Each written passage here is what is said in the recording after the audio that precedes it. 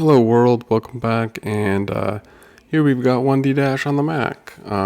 Controller support. As you can see, it's really simple. It just, your player goes off one side of the screen, comes out the other, you collect the coins. Don't try to get caught by him, because if he catches you, game over. Every time you clear all the coins from the screen, you level up to the next level, and you got high score and all that. And this is just SpriteKit and SwiftUI. This is also available on, Mac, iPhone, iPad, Vision, and TV. Don't know why, because I thought I submitted the right code, but apparently not. But the watch one doesn't seem to show up, so not sure what's going on there. I'll look into it later. It's not a huge priority. But yeah, that's an update on 1D Dash, now available. And here I'm working on my next game. So really amazing menu, but I'm working on that really quick. This is game scene controller and level generator controller. It's an endless platformer. So got that working. And then I've got enums for different types, different game states. This is my levels, so it's an endless game, but I'm designing out little components, which these are not designed great. These are just for test purposes. Yeah, I've got, platforms and nothing and coins. And then I've got fours here, which are power-ups, and I'm going to make some logical choices there on the power-ups so that they don't show up all the time. Like maybe if the player's dying a lot, or maybe if they're getting really far. And so you want to, I don't know, I'll write up some logic where it'll make a decision when it sees this 4 if it's going to be a 0 or a 4. Or, I'm going to play around with that a little bit, so it's not just always hard-coded in there. Or it will be hard-coded, but anyway. I'll explain later. Got the tile types.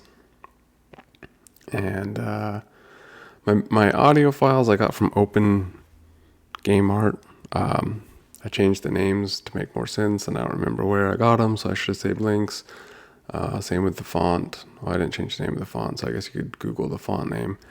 And then the art, where's the assets? This stuff I just got from, what is it, Kenny something? I can provide a link to that. I know where this is. But yeah, this should work across all the stuff. So iPhone, iPad, Mac, Apple TV, and Vision. I'm targeting 17, kind of the current platform -1. Reason being is if I go back to 16 and I go Command B, I'm going to get a problem. I should get an error. Maybe. I should. It's probably just taking a while to think about it. So let it think, and the error should pop up. But basically it's, build failed. Sweet. Not sweet, but right here. Observable observation ignored is only available 17 and above. So I'm using the observable macro, which just allows me to reduce. I think it looks cleaner, it looks nicer.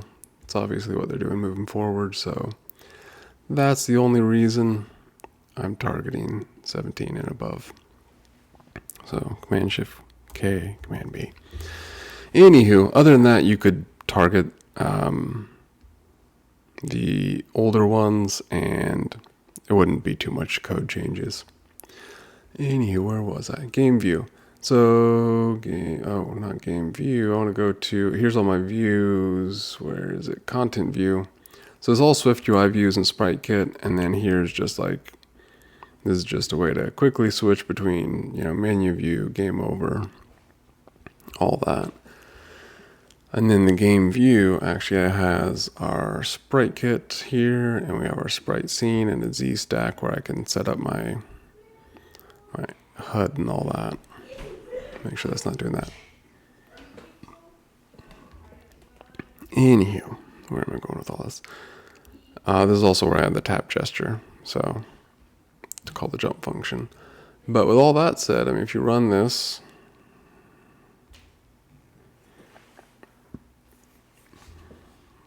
see if it runs.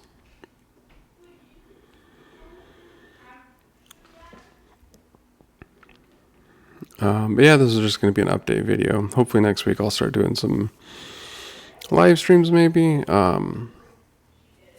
Get things organized. It's been a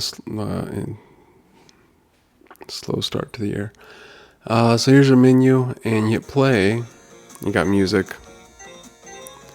Yeah, mute that. I died. I was playing over here. This is not correct, but I mean, you can enemies defeated 1. So the little power-ups, that little purple box you got right there, that'll get you ability to take out the enemies. So I need to obviously add some kind of visual to show that you're currently able to do that, so they're not guessing, oh, how much longer do I have? Because otherwise the enemies will kill you. And that's another reason why I'm gonna change things up so they're not always that frequent, because then you'd just be going and killing all the enemies and all that. I'm not doing so good right here, but you can see you can kind of compose like little components, level components, and design possibly some really good looking games. And I don't know if anyone actually played this game before, but the level layout was garbage and it was really random. So now I'm going to make a lot more improvements to it. So this is kind of the next game. I'm going to work on finishing it up, making it look nice. And yeah. Of course, I'm going to be more cautious. If you saw my last video, I messed up things in Git because I wasn't paying attention. So I'm going to be more cautious this time, and I'm going to get this committed properly. So this code will be on GitHub. Once I get it cleaned up a little bit more, it's still in a slightly janky state, but it's getting there. Yeah, that's really all I have. Just wanted to do a little update, try to do one a week. I don't think I did one this week, or one whenever I get something worth showing and I thought, oh, this is kind of looking like a game now. So yeah, this is the next one. And the next game after this is probably going to be SpriteKit as well. I want to take this game engine and basically add hopefully like a parallax background and some better graphics. Trying to do graphics, so that'll be interesting. These graphics were done by someone else, so from just open source stuff. But yeah, hopefully this is good. Yeah, leave comments down below, like if you're I've got, content view, game view.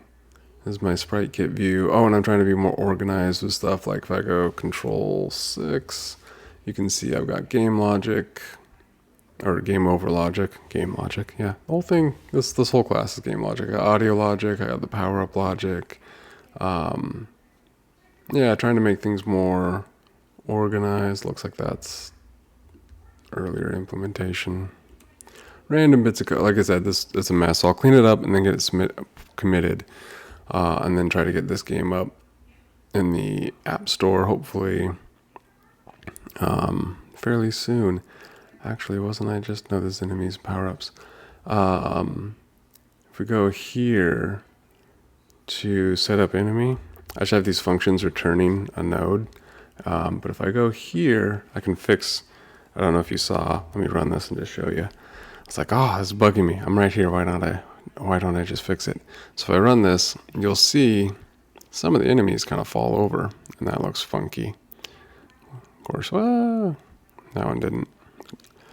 All right, let's do a little better this time. So that enemy, he fell over. That's not good. So an easy fix for that should be enemy.physics allows rotation. And then we can go assign that to false. And that should fix that problem. I had to do this with the player too, because he was like falling over, doing some weird stuff. But anyway, now we can go here, hopefully find the enemy. Of course, we gotta actually... Where is he? Wow, I keep running into the enemies. 1 second, buddy. Should be here. Oh, there he goes. So he must have fell off the edge and then rotated, because now he's up there. Alright, so that looks pretty good, and this will all be cleaned up. My son's right here. He's like looking over, like, what is he doing? But yeah, I will let you guys go, and we will get this wrapped up and commit it to GitHub, push it to the App Store, and start working on the next game. But there's just a little update. Hopefully, I don't know where I'm. Hopefully, let me know if this is useful. Like if you're working on a platformer, or maybe like, nah, this SpriteKit game we're working on like a top-down, whatever. But I mean, some of this stuff is useful. But anywho, ta-ta for now.